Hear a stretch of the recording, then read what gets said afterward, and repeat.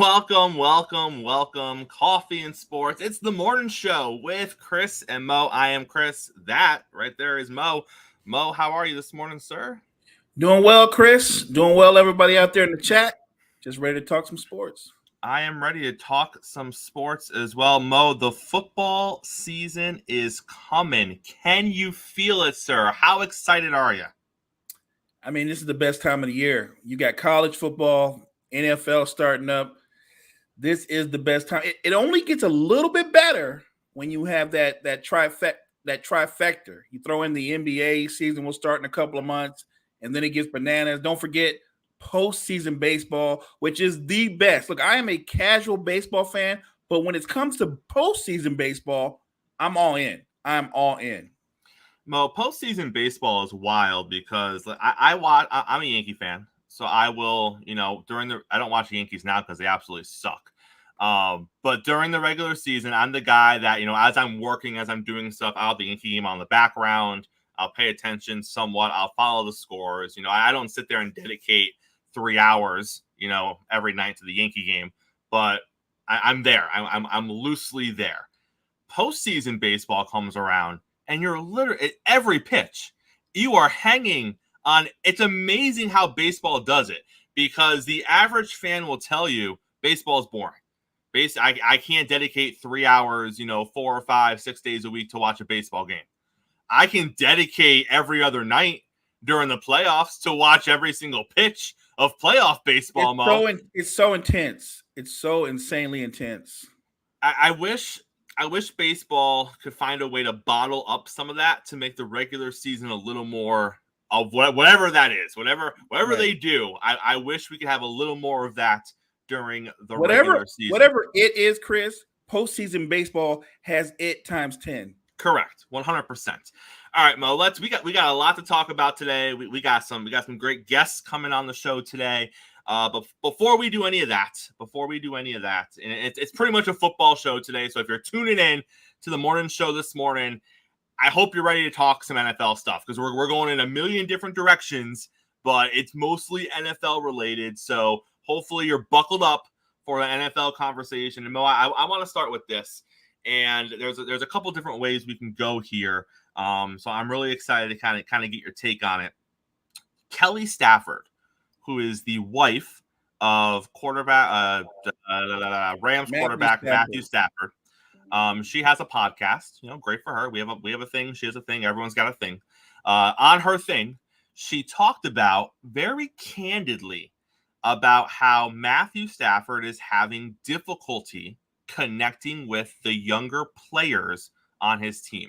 And I want to read you a little bit of the excerpt of what she said, specifically about her husband and the relationships that he's building with his teammates. She said, quote, "He's like, the difference in the locker room has changed so significantly. They have a lot of rookies on their team. They're very young, but he's like, I feel like I can't connect. In the old days, you come out of practice, you come out of the shower, and people are playing cards. They're interacting. But now they get out of practice and meetings during training camp, and these guys go straight to their phones." She goes on to talk about how the Lions would throw events. They do events that brought the entire team together, and that would help engage the team a little bit more, younger guys and older guys. She talked about how if you look at the Super Bowl team a couple of years ago compared to the team they have now, there's only a handful of guys still left over, especially on the defensive side of the ball from that Super Bowl team. And she talked about how her husband, Matthew, is really struggling to build those connections.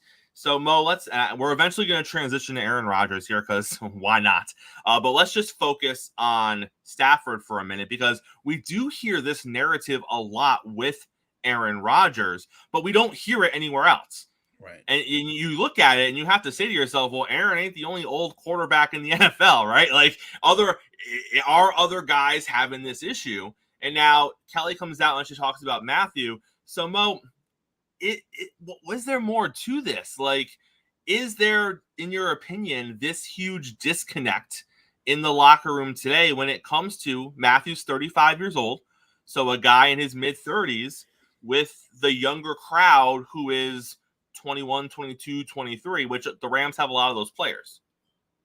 So there is a disconnect, a natural disconnect, because the younger guys today, or you could get into a whole deeper conversation, but you can get 4 guys that claim they're hanging out and they're all on their phones. They're not actually engaging or having a conversation. They're just near each other and they feel like they're hanging out. That's what hanging out is now. Now guys are so into social media, checking on their own social media, trying to build up their brand, that they spend more time on their phones than they actually do having a real conversation. So it's different. Matthew Stafford actually comes from an era, and he's only 35, like you said, but he remembers when guys just actually engaged with each other. They had conversations. They played cards or dominoes, or they said, "Hey guys, let's go out afterwards and get a bite to eat," or people did things. They interacted, and that was another way to bond. And there's less of that now, just in general. That's not a football thing. That's society, that's sports in general. You can see people on dates nowadays, and both people are on their phones. They're not actually engaging in conversation. They're waiting for the food to come, but while they're waiting for the food, they're not talking with each other. They're on their phones. So I understand where Stafford is coming from, but it's a different era. It's a different time.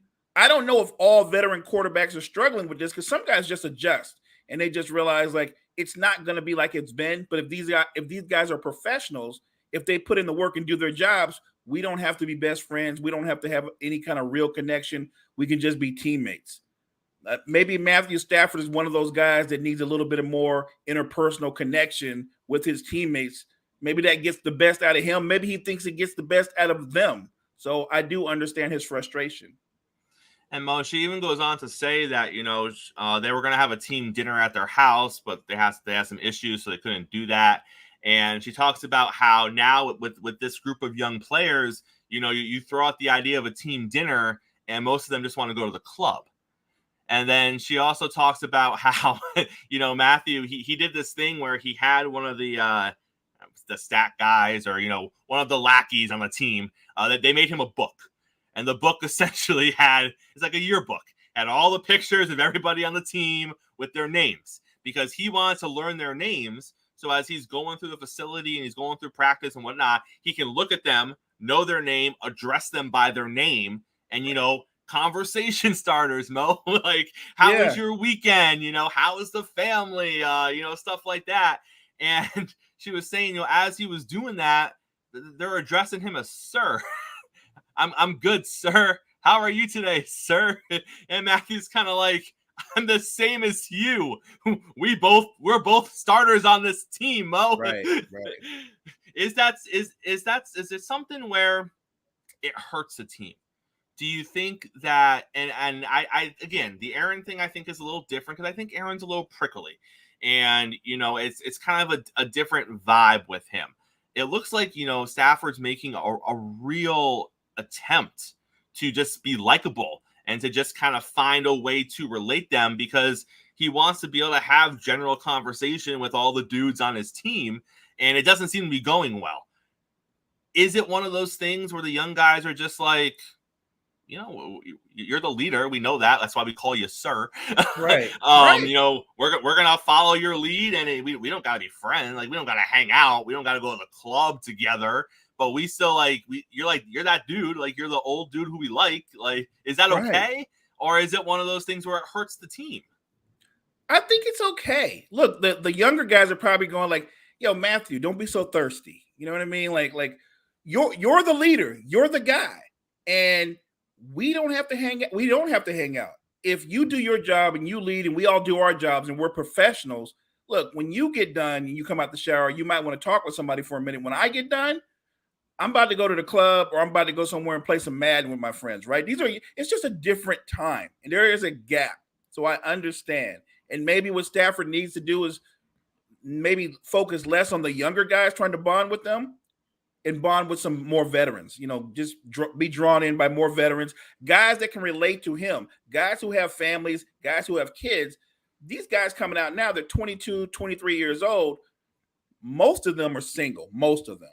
And they're living their best life. What they're not trying to do is maybe go to a family barbecue. You know what I mean? Like Stafford's wife is she's doing all the right things. Like, hey guys, we've got barbecue and all these things coming up. And one of the guys probably like, nah, man, I've already ordered something. It'll be here in a minute. You know what I mean? Like, because that's what young guys do. So there is a gap, but I don't think it's a team breaker. I just think that Stafford seems to be having the hardest time adjusting because young guys they're going to be fine. If anything, they're wondering like, what's wrong with that Matthew guy? Why is he walking around saying all our names funny? Right, like that? right. What's that all about? What's wrong? I mean, because in most locker rooms, everybody calls each other by their last name, right? Right. It's just a natural process.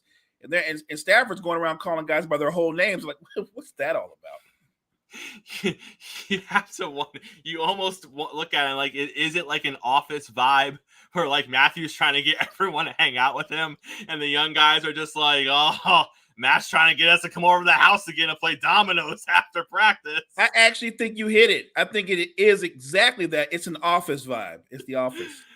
At this point, we're gonna bring JG onto the show. We love having JG here, and it's weird. We usually only talk baseball with JG, but we're gonna expand our horizons today because Mo, JG is more than just baseball. 100%. We gotta stop putting this man in a box. What up, JG? Hey, good morning, fellas. Good morning.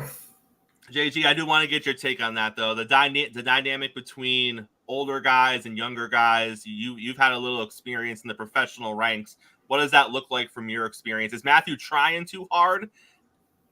Yeah, in a way, I think he is trying a little too hard, and I think he's got a little bit more of the old school mentality, the old soul, that you want to, if you will. Because we've seen Tom Brady, who's in his 40s, and he adjusted to the younger players very well. Different atmosphere or different environment that you put yourself into, and Stafford is kind of struggling with that because I guess he's got a little bit of a different mentality of understanding how to adjust, whereas Tom Brady, he didn't have a hard time. He accepted the differences of, hey, I'm 20 years older than you guys, but I'm going to show y'all that I actually am no different than y'all. Stafford is struggling with that side of it, and I think that's more on Stafford. It's not necessarily the guys themselves. These 20-year-old kids, these 22, 23-year-old kids, they're going to be what they are. It's a matter of being able to understand who you are as a person, and you have to adjust to the people. You're not changing who you are. You have to adjust. I was no different. I played with guys who were at the time that were 8, 9 years older than I am. A little bit of a different, different mentality we had just based off of our experiences and growing up. And where we were in our lives, but you don't change who you are. You just understand and you respect what they are to what you are. And I think that's what he's struggling more than anything else right now, is just being able to find the connection that allows you to understand them and allow them to understand you. And that's what's necessary in this situation. I said, Tom Brady figured it out. And Tom Brady was 44 years old. You're 35. There's not the gap is big, yes, but again, not a 20-year gap that Tom had to deal with, and he did well. He adjusted well to it. So too much, too much is what he's kind of putting. He's putting putting this as a situation instead of just saying, you know what, hey, yeah, you're 23, 24, I'm 35. So what? Let's go and let's figure this out, and let's connect. Let's be teammates to where we can be on the same page. I think just trying too hard to be able to do that. And Mo, let's be honest. We know about this because his wife went on her podcast and told us about this. So it's one thing if the guys in the locker room are kind of like, hey, I think Matt, you see Maddie's book? Maddie's got a book, like he got a yearbook with all our faces in it.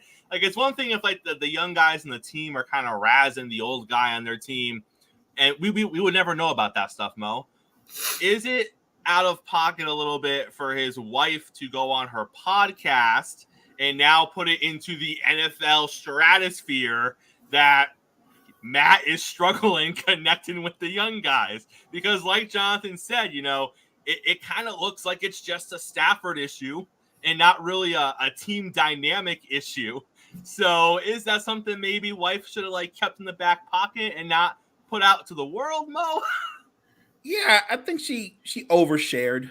You know what I mean? She kind of narked because to what JG's point is, there's a gap, but it's not an issue for the younger guys. They're there to work. They're there to build up on their careers.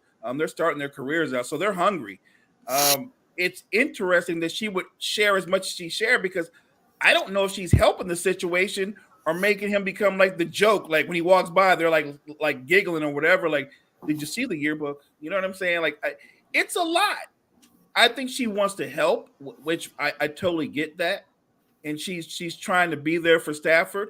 I don't think this is one of those things that's a team breaker, though. As a leader, as a guy who's already won a Super Bowl, who's had his share of success in the league, I think all he needs those young guys to do is be willing to put in work, be great teammates, be great professionals. That should be good enough. Some of them will be drawn to him, and others won't want anything to do with him, and that's okay too. This is where I actually view this hypocritically, because she talked about how these guys are caring about their brand, their social media, and being able to do TikTok and Instagram videos. But what did she do? She went on a show, podcast, social media, and spoke candidly about a situation or a circumstance about the team itself, kind of what she thinks that these kids on the team that they're so caring about themselves and their brand. But she did the same thing about her show with her brand, that she's talked about an incident or situation. So it's very hypocritical, I think, that she looked at it and say, hey, it's doing, and she, in essence, she won, because she did exactly what she wanted to do. She created content for people like us to talk about her and her show. So brilliant, as Kelly is, and they've been, Kelly and Matt have been together for a long time. They were in high school, I believe, together as well. So they know each other. They have been together through everything from the days in Georgia to where they are in Detroit and LA now. So again, she knows what she's doing for Matt. No matter if you look at it in the negative or in the positive, she's creating a content for their brand, for the family brand, for the Stafford name, and being able to just create a talking point, which is what she says those players at 22, 23, 24 years old do on social media. So hypocritical, yes. Let it be. That's not your job, Kelly, to bring this point out. And again, the yearbook, I would too. Even if I'm 33, I'm 2 years younger than Matt. If I see him bring out a yearbook, I'm looking at him like, what are you doing? What is that? Just go talk to the guys. Hey, you want to invite them to dinner or whatnot, but hey, tell them, no, hey, we're going to go to a restaurant. We're going to go have a steak. We're going to go have some drinks. We're going to go hang out, and we're going to go. That's what those guys, Tom Brady and Aaron Rodgers and Drew Brees and those guys did. They just said, hey, you're not doing what you want to do. You're going to come. Look, I'll buy dinner. The receiver, say, I'll go buy dinner. We'll go have a steak. Let's go kick it, and let's have some fun, and let's all just gel and hang out with each other. And that's how you get to know each other. Don't do a yearbook, man. Stop it. And JG, what's the key to the young person's heart? Food. Yeah. And let's be honest, these young guys on this team, are they really gonna look at the leader of the team in Matthew Stafford and be like, no, I don't want to go to dinner with you? No, they're going to go. If Stafford's like, offense is going to dinner tonight, defense is going to dinner Thursday night, expect to see you all there, you're all going to be there. Because no 22-year-old is going to be like, nah, I'm gonna skip out on the team dinner that my quarterback set up because I got better things. You're not going to be that guy. You're going to go to the dinner. And if you're at the dinner and you're on your phone and someone calls you out for it, you're going to put the phone away and not bring it back out. So... Which my question is, where's Cooper Kupp in all this though? Cooper's not a young guy. He's been around for a while, and he's been around with Stafford for a few years now. Where is Cooper Kupp? And being we talk about Randall Cobb being a bridge to Aaron Rodgers for the young receivers in New York. Cooper Kupp's the leader of the receiving room for the Rams. Why is he not being a talking point for these young guys? Say, hey, this is how Matt wants it. This is what Matt needs from you. Do what you need to do to get on the same page with him. where you can work with each other and excel with each other. Where's Cooper in this situation? That's what I like to ask. Listen, sometimes Cooper's rocking those hairstyles that look like the things that the 22-year-olds are wearing. So he's trying to blend in with that younger crowd, JG. He's not trying to be, Team Maddie right now. He doesn't want to be viewed as the old guy on the team. Gentlemen, let's do a little buy and sell. And for this segment, hey, more friends, even better than what we have now. We're going to bring in another friend, guys. We're going to bring in Brett to the show. Brett's going to join us for a little buy and sell. Brett, how are you this morning, sir? Oh, I'm doing great. How are you guys doing? What's good, Brett? How's it going? All right, gentlemen. So what we're going to take a look at is and I don't stay out of the comments. Don't be coming after me. Don't treat me like Freddie. All right. The 8 teams that we're going to talk about are the 8 teams who have the best odds of making the Super Bowl according to FanDuel. So if you're mad about the 8 teams that we're about to talk about and you're like, where's my team?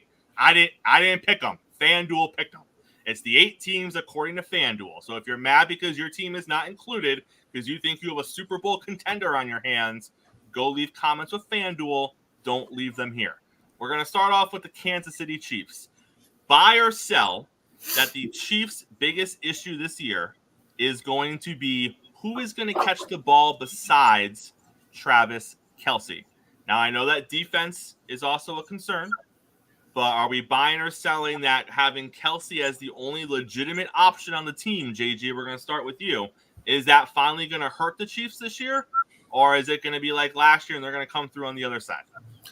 No, I'm buying that. I'm buying that the playmakers, the receiving core is going to be a problem. And I'll use the word problem loosely because it's still Pat Mahomes. It's still Andy Reid. They still have the most important player in the most important position locked down with Mahomes at quarterback. But last year it was a little bit of you had veterans that you could build, that you could at least say can do the job. And Juju Smith-Schuster, you had McCole Hardman, you had guys that have been around to help you still win games. Now there's really not a lot of veteran play. You still have Marcus Valdes-Scantling. Is he your number one? If that's the case, as far as receivers, I know Travis Kelce is still the number one option, but as far as receiver-wise, is Marcus Valdes-Scantling the number one receiver? That's a big question mark. Sky Moore, do you trust Sky Moore? He didn't do a lot. He didn't really get opportunities last year. He's going to be relied on a little bit more. Hopefully he developed a little bit more this offseason and get himself ready. And then you have Richie James. You have, I'm looking at it right now, Justin Watson, Justin Ross, who was injured. He was undrafted and was injured last year. You have Rashee Rice, you drafted. So you have a lot of young guys and a lot of unproven guys. And even Valdes-Scantling is unproven in regards of a number one receiver. So I'm buying that is a concern, and that could be a problem for this team in the long-term part of the season. But again, with Pat Mahomes and Andy Reid, I think they're still going to be fine. Mo, buy or sell? Oh, I'm buying it. I look, they're relying so much on these young guys to all elevate their games and be better. And Scanlon is a veteran, so you know what you're going to get from him. He's a good player. He's not a number one receiver. As far as I'm concerned, they're without a number one receiver. You know what you're going to get. He's solid, but you need somebody like Sky Moore. He didn't have to become a star, but he needs a productive season. I'm talking about somewhere around 800 yards receiving. That would be a productive season. You've got Pat Mahomes. You still got Travis Kelce. Andy Reid will scheme you up. What they need from those young guys is that they all can be impactful. They don't have to be Pro Bowl receivers, but they've all got to step it up. I'll say this. They have to be better than last year's receiving core if they're planning on repeating, because what they were last year wouldn't be good enough to get them back through this year. And Brett, we'll wrap up with you. In the chat, Chase, who is a Kansas City Chiefs fan, he said if you're buying, you're wasting your money, because the defense is the only thing we should be talking about when it comes to potential issues with the Chiefs this season. Brett, are you buying or selling that Kelce can't be your only option? I definitely think that the young receivers will absolutely need to step up, but I have faith in them that they will. Andy Reid and Patrick Mahomes have given me enough to really kind of make me feel confident enough that they will scheme him to get an open. Mahomes will extend plays enough to get him open. And these young kids, they seem like they have some talent. So I'm going to go a little bold. I'm going to sell. And I think the big concern with the Chiefs is they're going to end up being their defense. Will it hold up so that Mahomes doesn't have to put up 30 points a game to win? So I'm going to sell the receivers. I think the concern is going to end up being on the defensive side of the ball. Let's jump to the Philadelphia Eagles. Mo, the biggest issue with the Eagles going into this season is on the defensive side in the backfield with the loss of their safeties. Do you buy that losing their safeties is going to hinder the defense this season to the point where it negatively impacts the team? I think they're going to be different, but I don't think it's going to impact the team in a negative way. Their front seven is devastating. They're one of the few teams in the National Football League that can consistently get pressure without blitzing. That's scary. And I love their corners. So I really think that the safety, it's a loss. It is a loss for sure. But I also think, look what they did in the draft. They just keep bringing in guys from Georgia who you can just plug in immediately, and they're all impactful. So there may be areas where they're not quite as strong because of the safeties, but I'll say this. If the front seven is as good or better than last year, and I think it will be better, they're going to be fine. If you don't have enough time to throw, you won't have to worry about the safeties because you're going to be just curled up in the field position because that front seven, I actually think they have a good chance to lead the league in sacks this year. JG? Yeah, I'm going to buy this. I'm looking at their depth chart right now, and there's not as far as the experience level, again, this is becoming a younger defense, especially in the front seven, where you have the guys that you drafted the last 2 years. You have, again, cornerbacks in Darius Slay and James Bradbury. You know what you're going to get out of them. They're professionals, and I think Darius Slay is underrated. I still think he's underrated because he's not mentioned as much as one of the top quarterbacks, with the top cornerbacks in the league as often as he probably should be. But with safeties with Terrell Edmonds, Kavon Wallace, Reed Blankenship, Justin Evans, there's a question mark right there. Are they going to be able to do the job, to the level what the defense can produce? Now, again, it's a younger defense. So I'm buying the safeties, but I'm putting on layaway that the youth of this defense could be the problem. And again, you have good veteran leadership in Hassan Reddick. You do have Zach Cunningham in there. You do have some Fletcher Cox, Brandon Graham. You do have these guys that are veterans that have been there for a while that are going to help and teach these young guys. But the inexperience in youth could be a factor. But I'm going to lean to the safeties just as far as the quality. Are they going to match the quality of play that the rest of this defense in the secondary, particularly with the cornerbacks that you have, are they going to match the quality of play that is there for them? If they can, scary defense again. If they can't, there might be some holes that have some cracks that this team's going to have to face. Right? Are the safeties going to be an issue this season for the Philadelphia Eagles? I think it actually could be an issue because I think with the Eagles, they allowed last year 121 rushing yards a game.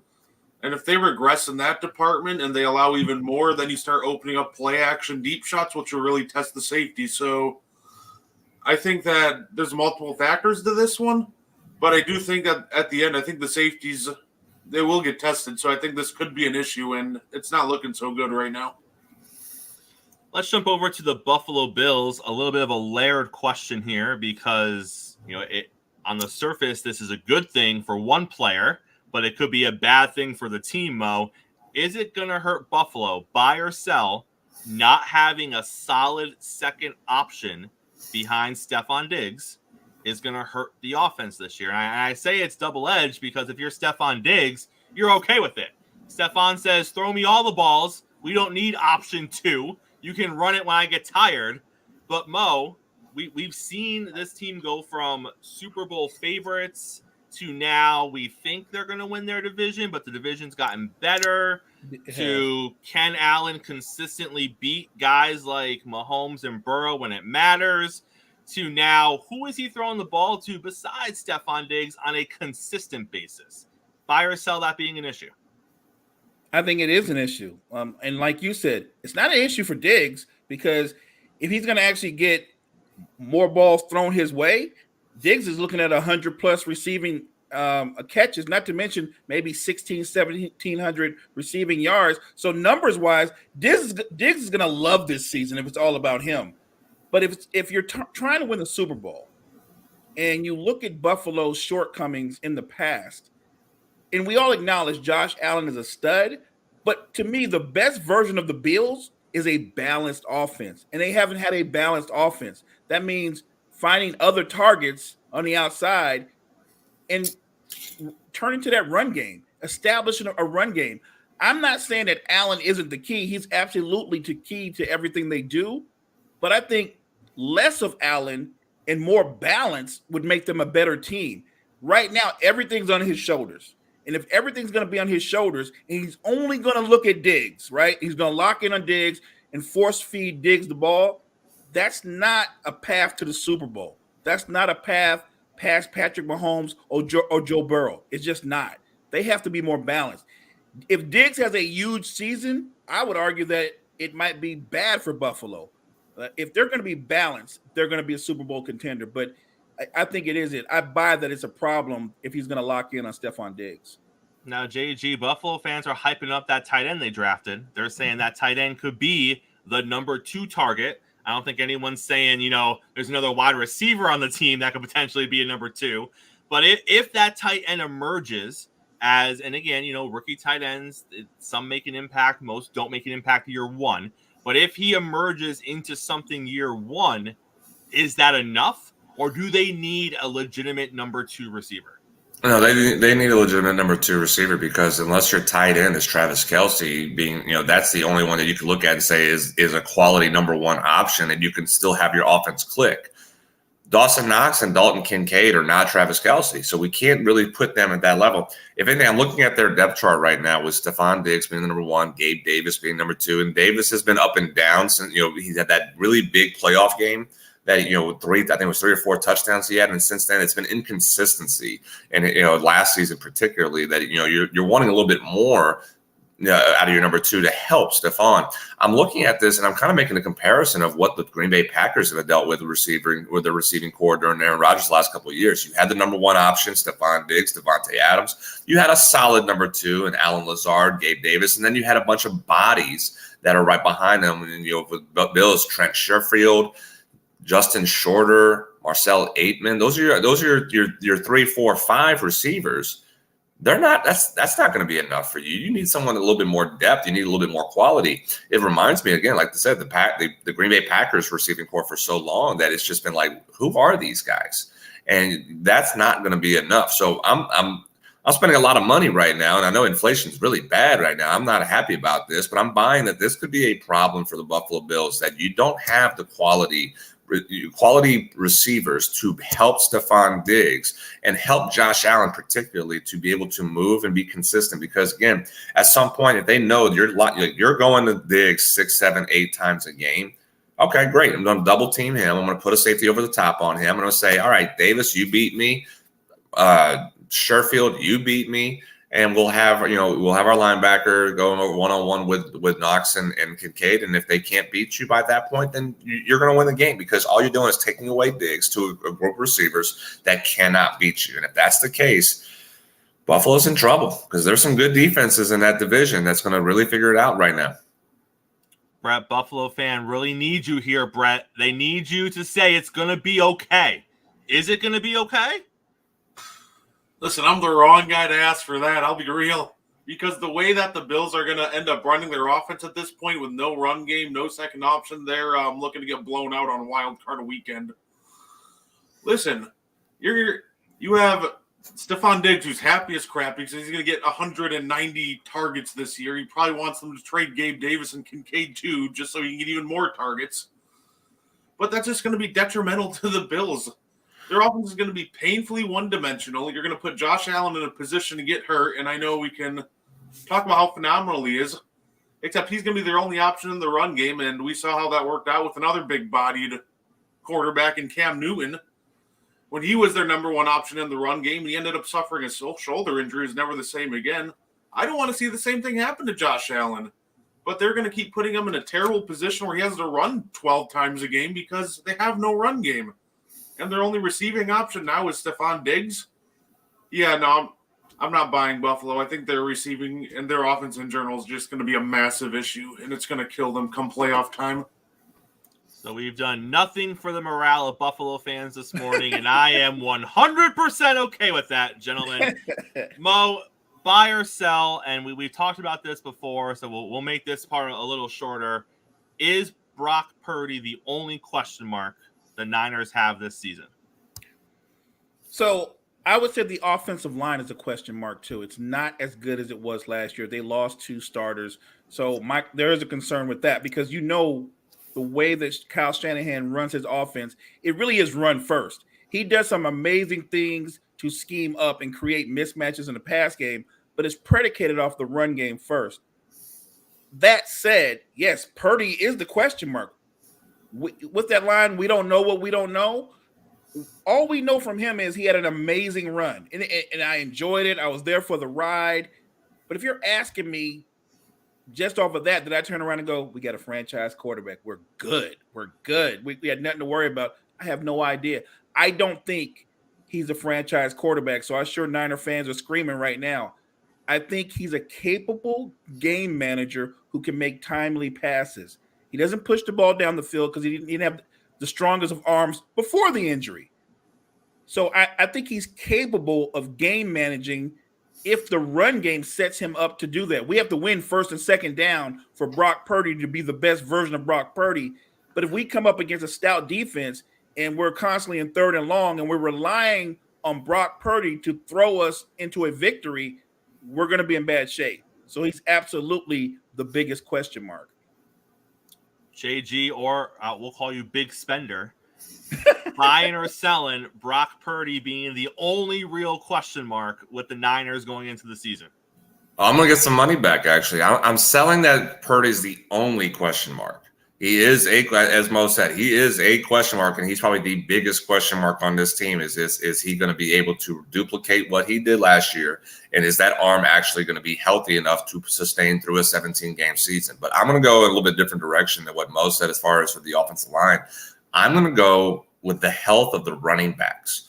Both Christian McCaffrey and Elijah Mitchell have had issues with injuries. Elijah Mitchell's been having knee issues the last couple of seasons. McCaffrey's had hamstrings, he's had knees, had ankle issues in the legs for the last few seasons where he's missed time from. There's not a lot of depth between those two. If McCaffrey and Mitchell are down, you are in a lot of trouble from there with the running backs. And again, what's a quarterback's best friend is a good run game.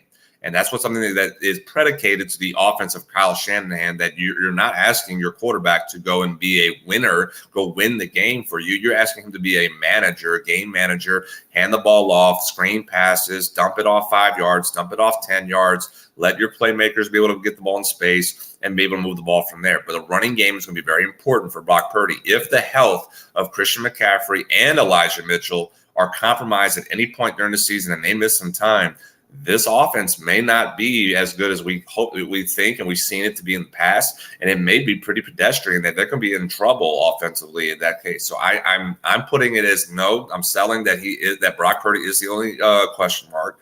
Again, biggest question mark. But I'm going into the health of the running backs of Christian McCaffrey and Elijah Mitchell. That is a question mark, and that should be a big concern. How healthy can they stay through the 2023 season? Brett, are you buying or selling? Purdy is the only question mark on this team. I'm selling it. He's definitely not the only one. I think the other two guys here nailed it. The running backs got to stay healthy. The offensive line, we got to see them, because at the end of the day, if you're asking Purdy to go out and win you a football game, you're going to lose that game 9 times out of 10. I just don't think he has what it takes to be a franchise guy to really carry your team, kind of like what the elite quarterbacks will do. They can carry your team for stretches.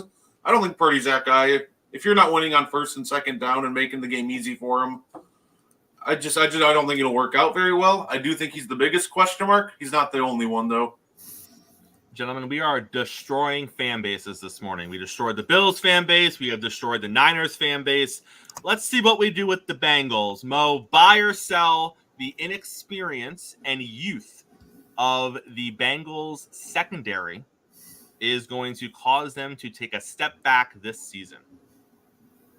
I think it's a concern. It's something they have to worry. Look, they have again more like a bend don't break defense to begin with, and your secondary is that young, that youthful, with the receiving cores that are in the AFC, with the quarterbacks that are in the AFC, how can that not be a concern? You already want Joe Burrow to be Superman when you had veteran quarterbacks.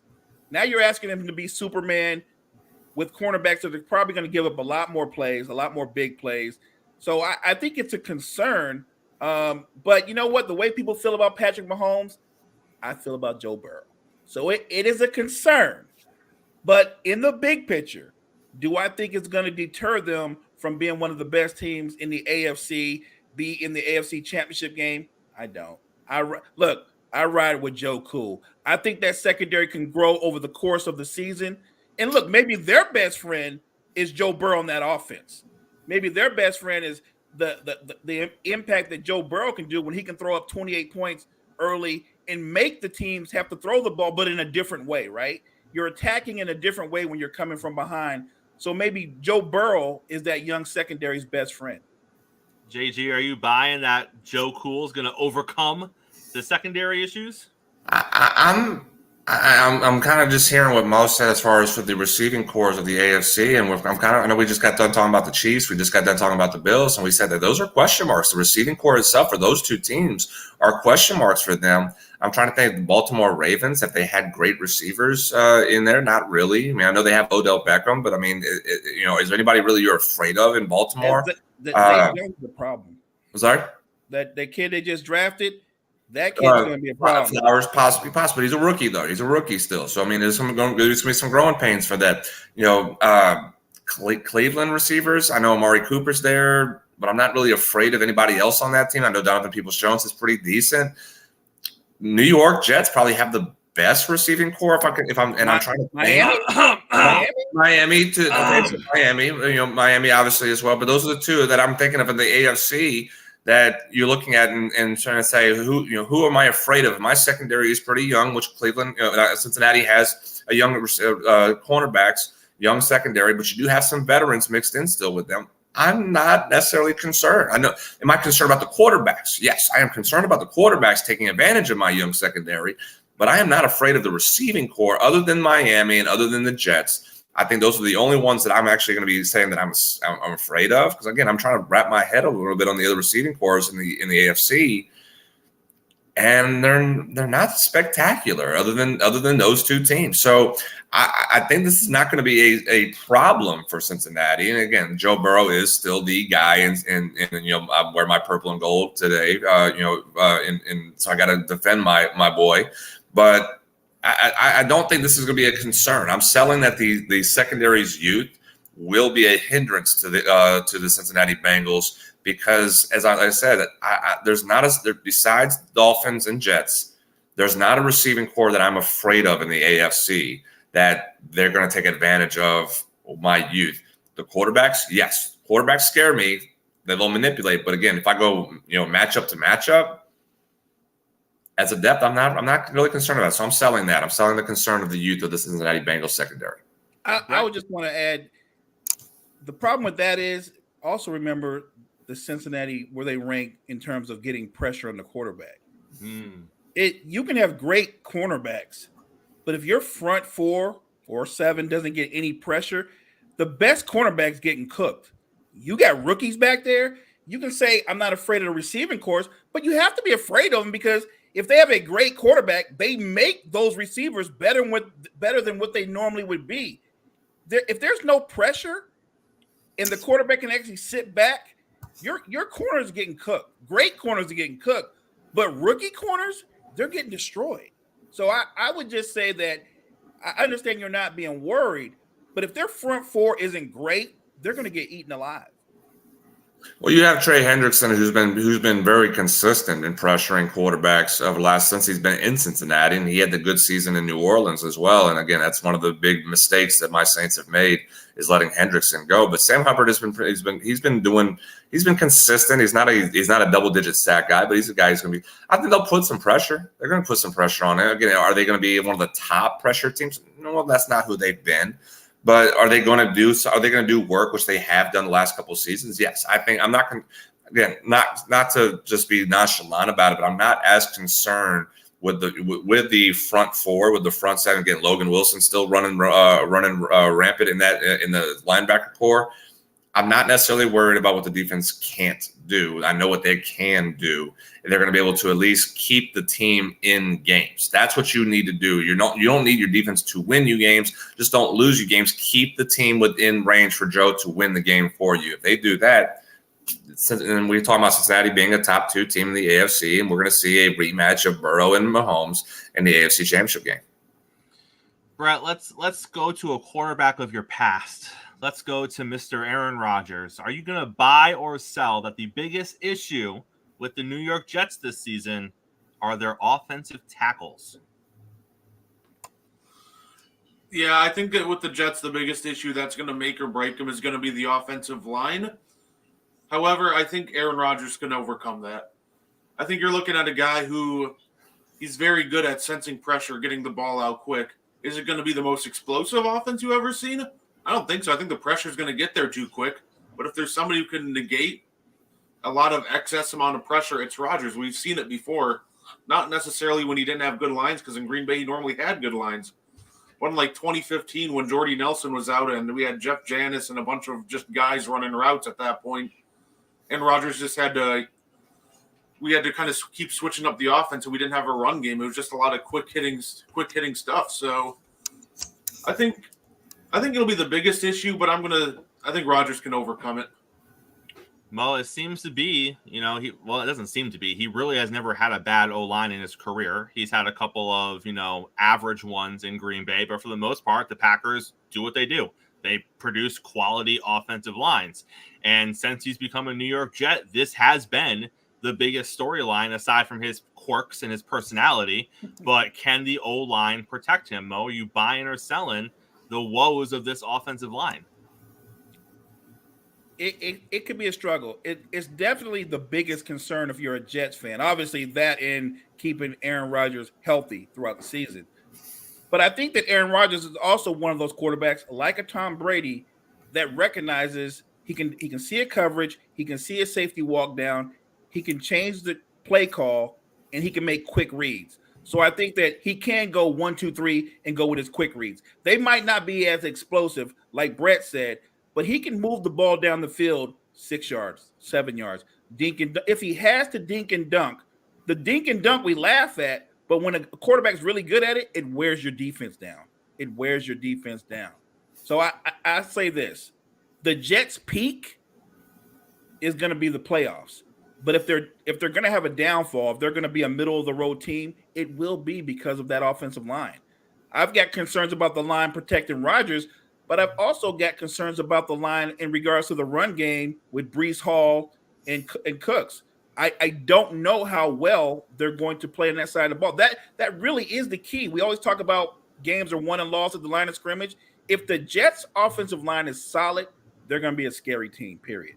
If they're not, as great as Rodgers is, I still think he can find a way to manipulate wins, but I don't think they'll be a contender if their offensive line is going to be suspect. JG? Yeah, I'm buying. I'm buying on this because, again, you're going to ask your 40-year-old, and I know he's 39, but he'll be 40 in December. You're going to ask your 40-year-old quarterback to survive and run around and not take the hits that he's going to take.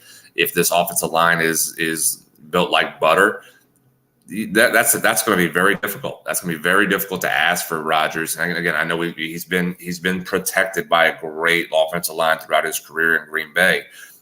Can they be average? Like Mo and Brett said, can they be average? If they can be average, Rodgers can do work. They don't need to be great. I mean, it would be great for the Jets to have a great offensive line and just keep him upright and take very minimal hits. Absolutely. Can you be average? And that's something that we haven't seen from a New York Jets offensive line is average O-line play. Because who knows what they could, even with Zach Wilson. If Zach Wilson maybe could have been a little bit better behind a average offensive line.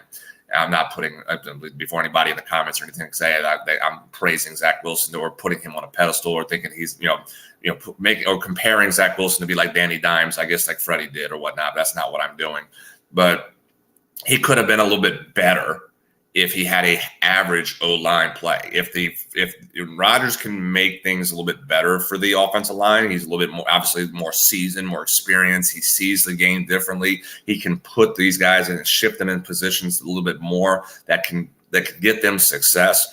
But if they can't win their one-on-ones, if they can't make the protections correct, Rodgers running for his life is not a good thing. You don't want a 40-year-old having to run for his life.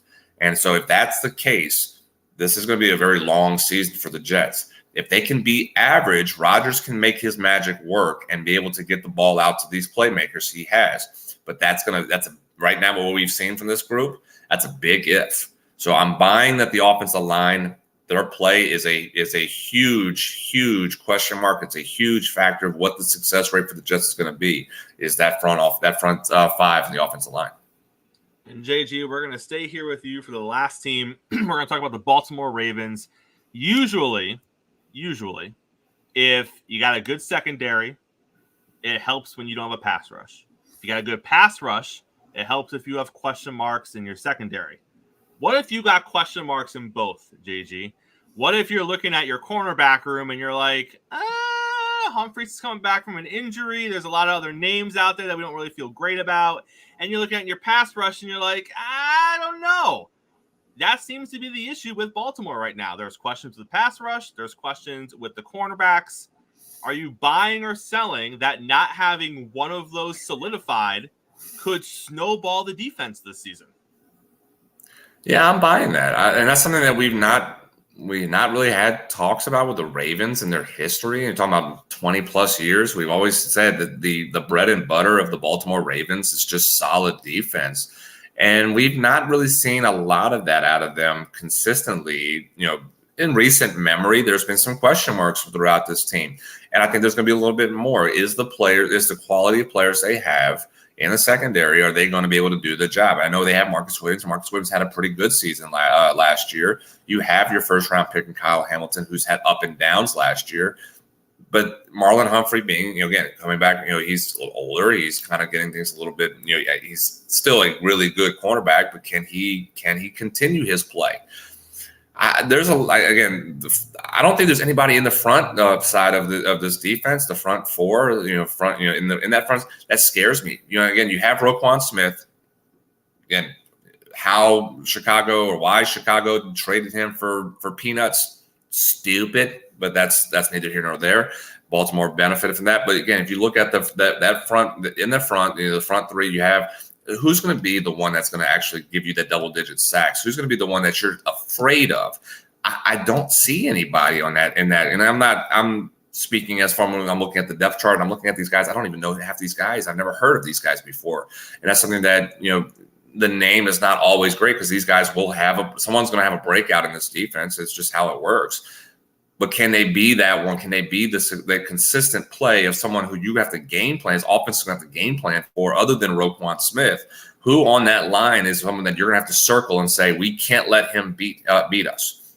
I don't think they have that. So if I had to say what I'm more concerned about is the defensive line or the secondary, I'm more concerned about the defensive line for Baltimore more than I am with the secondary, because you do have veterans. You have Marcus Williams. You have Marlon Humphrey. You have the young guy in Kyle Hamilton. That front, I'm very concerned. I'm buying it. Both of them are concerned, but I'm more concerned with the defensive line than I am with the secondary of the Baltimore Ravens. Brett, which one's a bigger concern for you, the secondary or the front seven? Or four? I think it'll end up being the pass rush. I think it'll be a mix of both. I think the pass rush is going to end up being an issue. I just find it funny that the Ravens are even on this list, honestly. I don't think this team is good enough to really be on your top Super Bowl favorite list. I think you just have way too many question marks, not only on the defensive side of the ball, but the offense. I agree. I know Jordan earlier, he's hyping up the Ravens are going to run a pass-heavy offense. Can Lamar Jackson handle the load of a pass-heavy offense? Can one ACL Odell step up? Is he going to be healthy the entire year?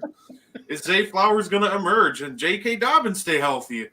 They have so many questions. I'm almost more comfortable putting Cleveland in here than them. I'm more comfortable putting multiple other teams in here than them.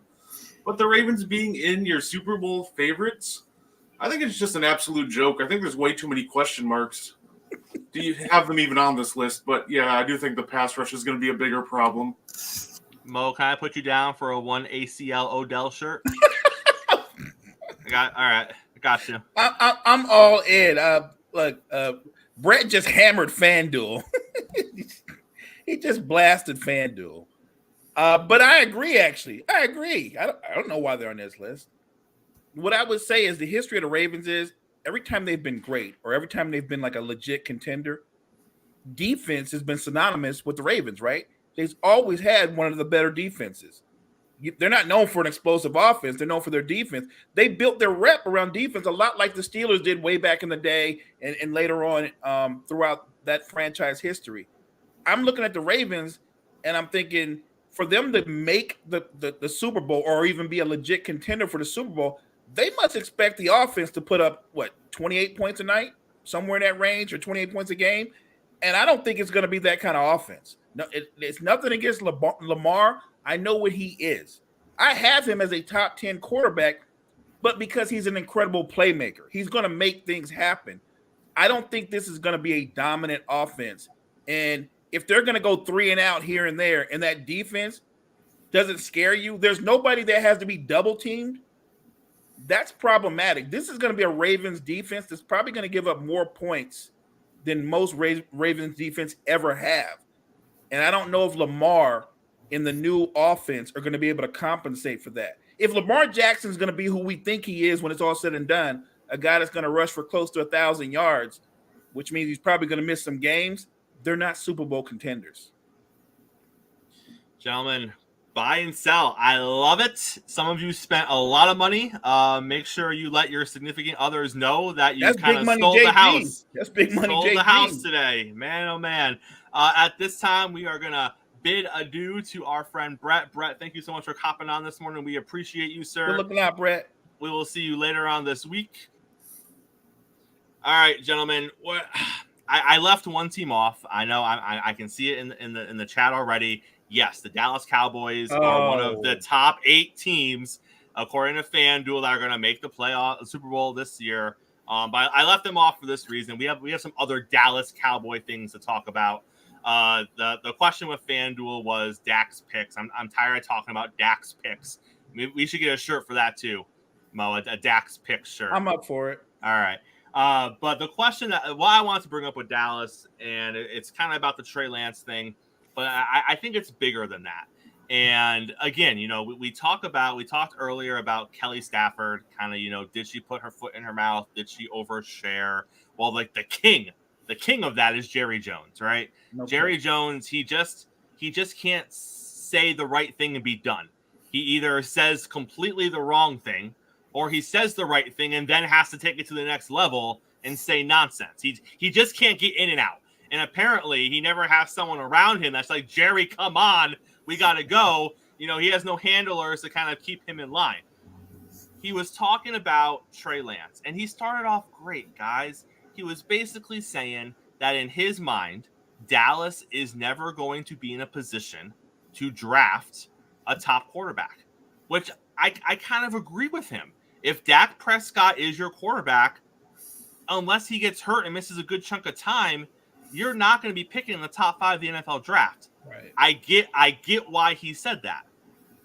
He also basically said that we felt that if Trey Lance was available in the 4th round of the draft this upcoming season, we would spend a 4th round draft pick on him. Okay, I may not agree with you, but fine. If you value Trey Lance as a potential 4th round pick in the draft, and if he was there this upcoming season, you would take him. Okay, that's fine by me. I understand your logic, at least. It does make me question how much you like Dak Prescott if you're already apparently looking to replace him. It does make me question how much you like Trey Lance, but at least I'm following your logic. But then he just couldn't leave. He just couldn't leave the conversation. Then he has to turn around and say, like a couple of years ago, when we were going to draft that quarterback from Philly, if he fell to us, Jalen Hurts. They wanted to draft Jalen Hurts 2 years ago when Dak was a lot more in his prime then he is right. JG, why say it? I don't care if you wanted Jalen Hurts more than anything in the world. I don't care if you and God and you were standing in front of the Lord and you said, Lord, I would drop Dak Prescott today if we had Jalen Hurts. Feel that way. Don't say it. If I'm Dak Prescott this morning, I don't think you like me at all. You were going to draft Jalen Hurts 2 years ago when I was kind of doing all right for myself. You just basically said if Trey Lance was available in the 4th round this upcoming draft, you would spend a 4th round pick on him, which basically means you kind of see Trey Lance as my heir apparent sooner or later, which I'm also concerned about because Trey Lance isn't even really a 3rd-string quarterback in the NFL right now. JG, if you're Dak Prescott, how do you wake up this morning and be like, yeah, my team likes me. My team wants me here. Well, I think as well, and I'm trying to make sure I got my years correct, the year that Jalen Hurts was drafted was also, again, someone correct me if I'm wrong, wasn't that the year that Dak Prescott broke his leg and he missed majority of the season too? Again, my years might be off. It might be off. So that might be the thought process that Jerry Jones is thinking. Is like, hey, we have a guy that we do love, but hey, he's had some major injuries that he lost a season for. Having someone like Jalen Hurts that we develop in our in-house could help us in the long term. And at the same time, we have to make a decision. We have to make decisions. He's now realizing too, with Zach Martin doing what he did, holding out and saying, I'm underpaid. You need to pay me more money because I have been your best player on offense, not CeeDee Lamb, not Dez Bryant, not Ezekiel Elliott, not Tony Pollard. I've been your best, not Dak Prescott. I've been your best player on the offensive side of the ball for the entire career, my entire career. So having to pay him, having to pay CeeDee, having to pay Trayvon, having to pay Micah, having to pay DeMarcus Lawrence, you're now sitting back and realize if you're Jerry Jones thinking, should I have paid my quarterback for one playoff win or how many, not many playoff wins? Should I have paid my quarterback? Because the guys who are actually performing consistently and helping us win games more is not Dak Prescott. It is the other guys, on the defense side. It is Micah Parsons. It is Trayvon Diggs right now. CeeDee Lamb is going to get paid because he's a receiver. Receivers get paid. We talked about that yesterday, or the other day with the receiving core that, Christian Kirk gets $80 million. So what is CeeDee Lamb going to be worth when it comes? It opens up the idea of maybe I should not have paid Dak what we paid because we've already been bitten by the spending bug of paying Ezekiel Elliott, and by a reactionary thought process instead of looking at it in the business sense of what we should have done is not spend the money reactionary paying Zeke, not spending the money on reactionary of paying Dak. We should have probably looked at it in a more logical sense that we could have done it better to where we pay the guys who are actually performing at a high level that is helping this team win. And I think that's what it is right now. He's looking at it in the sense of the business side. And probably, and I'll speak a little bit in this. I'm not a Jerry Jones fan. I live in Dallas-Fort Worth. I'm not a Cowboy fan. But I think he's actually speaking truthfully. And it's not necessarily against Dak. It's more of saying, I don't have the money to pay everybody. I don't have the money to evenly distribute it out because of what I'm paying my quarterback. He said that too early in camp. He goes, when Zach Martin started his holdout, yeah, you know what? I can't. The pie's not big enough for everybody because I'm paying my quarterback right now. So it's not. I don't think it's a shot at Dak. I think it's a reality of the salary cap in the NFL. It's a reality of how the pie gets divided. You're looking at it in that aspect of how do we get this team competitive? Well, guess what? Why are the Niners so good right now? They had 2 quarterbacks on rookie deals, and their starting quarterback is the 7th round pick who's making peanuts. So they can spend the money right now for another 3-4 years. Jalen Hurts, and again, the Eagles were able to do what they did for a while because Jalen Hurts was on a rookie deal. So the only team, I remember hearing this, the only team that actually has made it and won a Super Bowl after paying their quarterback top three money was the Kansas City Chiefs. Any team that has paid their quarterback top dollar and has reset the market, has not gone to the Super Bowl, hasn't even come close to the Super Bowl because you cannot pay everybody. So far, Kansas City Chiefs are the only one to do that. Everybody else is realizing it right now, and Jerry Jones is speaking out that this is the truth of the reality of the NFL, that if we pay our quarterbacks, we're going to be screwed for a little while. So I think that's what he's kind of realizing. So, Mo, it sounds like what JG is saying is Jerry Jones really is the genius that he kind of claims to be. Maybe, JG, you should have a second job. You should just kind of follow Jerry Jones around. And after he speaks, you just step in and you say, now let me clarify. And then you give that rundown. That's what I was thinking the whole time. I was like, if JG worked for the Cowboys PR and he just kind of like was Jerry Jones' body man and he just walked alongside him, Jerry would say the dumb stuff that he says, and then JG goes, to clarify what Mr. Jones is saying, and then JG would go into his spiel and they'd be like, that damn Jerry Jones. He's pretty cool. We gotta get my number on speed dial with Jerry. Then I'll take that. Absolutely, I'll take that job in a heartbeat. You would kill it. Look, JG makes valid points though, right? I don't think he was trying to kill Dak, but Jerry has a way of saying things that it can come off negative. You have to really look into it and interpret it. And I thought that JG bringing up the whole thing about once you pay the quarterback, which is huge, it really is. Once you pay and you got to pay your quarterback, right? Unless you don't want to believe in him and you want to move off of him if you have a better option, but you have to pay the quarterback. And once they paid Dak, it opened up this thing where there's high expectations for him, but at the same time, you do got to pay Zach Martin, who's not only just been your best player, that guy's a Hall of Famer right now, today. He's been that great. I just look at what Jerry said, and I'm like, did you have to even bring up the Hurts thing, though? I get it. He might have been injured that year, but that's in the past, and it never happened. You actually didn't draft Hurts. Why even bring it up? I mean, that's my thing. Why do you need to bring it up? You know that you got Trey Lance for a fourth-round pick, and you're saying that you would have used a fourth-round pick on him, but really, knowing what you know, you would have turned around and used a fourth-round pick on that guy? That guy couldn't beat out Sam Darnold for the backup role, and you would have gave up a fourth-round pick for him? I don't buy that for a minute. That's when JG steps in and goes, to clarify, and he cleans it up. So I get it. Jerry's just being Jerry, but what he needs is he needs a JG right beside him to kind of clean up what Jerry says. And gentlemen, we're going to close out the show today kind of talking about the Arizona Cardinals. They cut Colt McCoy, basically signifying that they don't give a damn about the quarterback position. I'm not saying Colt McCoy is going to be a world beater and he was going to lead that franchise to anything, but at least he knew the system. At least he was kind of like the most competent guy in the room. And they're like, no. We think he knows too much. Let's get him out of there. And we're either going to roll with the guy that we just traded for 6 days ago, or we're going to roll with the rookie that no one's ever heard of, Tune. JG, is it official?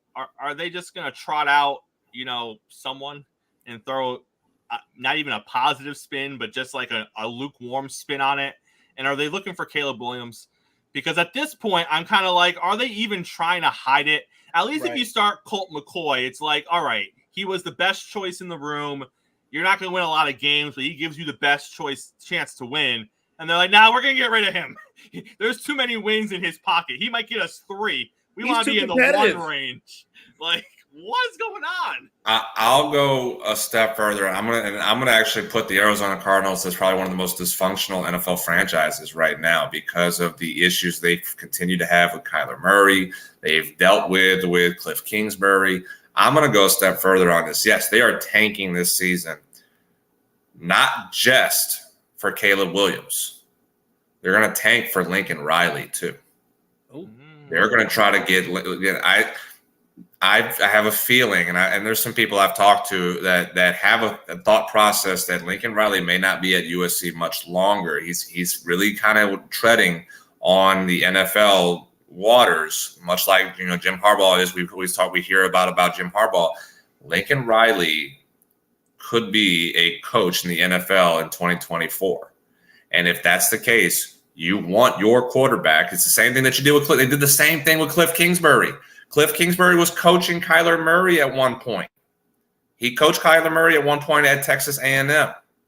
There was a connection for those two. They may do the same thing with Caleb Williams and Lincoln Riley and make them a pair, bring them in as a pair to build this, to kind of rebuild this franchise and say, you are comfortable with this kid. You had him in OU. You had him at USC. You are comfortable with him. You know what he's about. You know how to get the best of him. We'll pay you, Lincoln, to do what you need to do to be the coach here in Arizona, and you will have your number one pick, and your number one pick will be your quarterback at USC. So, yes, they are tanking. And that's bad news for Gannon as the head coach in Arizona as well right now. But they've already done that too. They had a coach. I'm blanking on his name. Who they had? They brought him in as a head coach. Coached Arizona for 1 year. Fired him for Cliff Kingsbury and brought him in. They've done this already. The story's already written. We're just waiting. Or I'm sorry, actually, the script is already written. And if you want to go with the NFL, it's already there. So I have a feeling that they're tanking this season to go get Caleb Williams. Yes, but they're going to get Lincoln Riley. They're going to try to get Lincoln Riley as well. Because I think it's between, if I have to go there, my bold prediction of it, it's between Arizona and the LA Rams. Those are the two teams that are going to court Lincoln Riley the most. But if you have the number one pick, I think you're going to get Lincoln Riley as well. So they're tanking. They're proving to be dysfunctional in every aspect they want to be, and they're gonna fall this. They're going to just fall on the sword as fast as possible to not just get Caleb Williams, but I think Lincoln Riley follows too. Apparently, Cliff Kingsbury wasn't aware of how much tape Kyler did or did not watch during their time together in college, because that seems to be a real issue for him in Arizona. Yeah. So I guess their relationship wasn't that tight coming in together. But JG with the hottest take of the morning, Mo. It is. He blew me away, but you know what? JG's that kind of guy, man. And listening to him and the rationale behind what he said, it totally makes sense. It totally makes sense. They're doing the NFL version of the process. They're doing the NFL version of the process. They're going to tank. And look, I know Colt McCoy's not a world beater, but he's had a long career, and he's one of those guys who's had games. He's had moments. He's a competitor. They didn't want him on the team because they thought Colt might luck around and win like 3 or 4 games. We can't even risk that. That guy's too much of a competitor. They are tanking on that kind of level. They're willing to put out guys that can barely take the ball from center to ensure that they get Caleb Williams. And JG just took it to another level. And now hearing it, he's on point. They're going to go after Lincoln Riley as well. And if you get Caleb Williams, you're good. Now, Mo, don't undersell Colt McCoy. You just said the man's had moments. And if you're ranking quarterbacks using the Freddie system, moments puts you right on up there towards the top. Oh, yeah. The moments. So, you're right. The moments. So if he's had 3 or 4 moments, that might make him a top 15 quarterback on Freddie's list. That's all I'm saying. At least. Gentlemen, pleasure as always. What a great way to kick off the morning here. Coffee and Sports, the morning show. JG, thank you so much for sticking around with us for so long today. You had the hottest take today. It's going to be on social media later on. It's going to blow up. You got to make a reels out of that. I got to figure out how to do all that. I'll try to see what I can put something together on that and make that a talking point out there. I'll definitely work on that. If I can real quick too, guys. I want to today an emotional day. Being from Louisiana, being from New Orleans. Today's the anniversary of Hurricane Katrina. 18 years ago, I was 15 years old when Katrina hit. I was a refugee during that time frame. This is a very emotional day to my heart. So again, just kind of wanted to put out there remembrance and thoughts to everybody that was affected 18 years ago. This is, like I said, this is a very emotional day for me and everybody back home in New Orleans. So love and rebirth, rebuild. To all those still in New Orleans, still dealing with it. Love my home, love my state. And again, this is just a big day, emotional day for us. And with that, we thank everyone who was in the chat today. We thank everyone who left a comment. We thank everyone who are new followers. We got some new followers today, gentlemen. Thank you to all of you. Make sure you're here, same time, same place tomorrow for Coffee and Sports, the morning show. Until then, gentlemen, we'll see you.